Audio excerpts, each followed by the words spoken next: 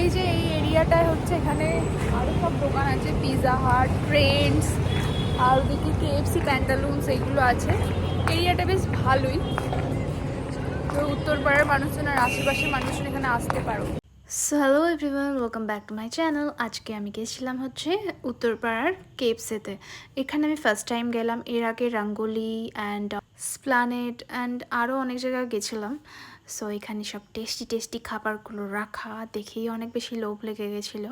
So আমরা অনেক কিছু অর্ডার দিয়েছিলাম, বাট এত বেশি অর্ডার দেওয়া হয়ে গেছিলো যে আমি তো একটা বার্গার খেয়েই আর ঠিকভাবে খেতে পাচ্ছিলাম না। সো এই যে এখানে আমি বসে আছি, ভেতরটা তোমাদের একটু দেখানোর ট্রাই করছি।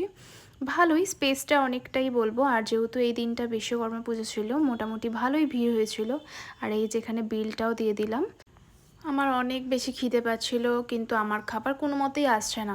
আমি দেখছি আমার পরের নাম্বারের লোকজনদের খাবার দিয়ে দিচ্ছে, কিন্তু আমার খাবার মোটেই আসছে না। তাই আমি এদিক ওদিক করে ভিডিও করছিলাম। তারপরে বাধ্য হয়ে আমি গিয়ে কাউন্টারে জিজ্ঞাসা করতে, ওরা বললো যে হ্যাঁ হ্যাঁ দিচ্ছি। মানে ওদের মিস্টেক হয়ে গেছিলো আর কি কোনোভাবে, বা হয়তো ডেকেছে আমি হয়তো কোনোভাবে শুনতে পাইনি, এরকমও হতে পারে।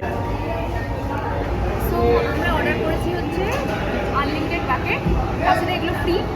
আর আমার ফেভারিট হচ্ছে জিঞ্জার বার্গার। অনেকটাই খাবার অর্ডার করা হয়ে গেছিলো, বুঝতে পারিনি। আজকে অনেক কিছু আমি অর্ডার করেছি। আর তোমাদের কার কার কেএফসি খেতে ভালো লাগে অবশ্যই আমাকে কমেন্ট করে জানাবে।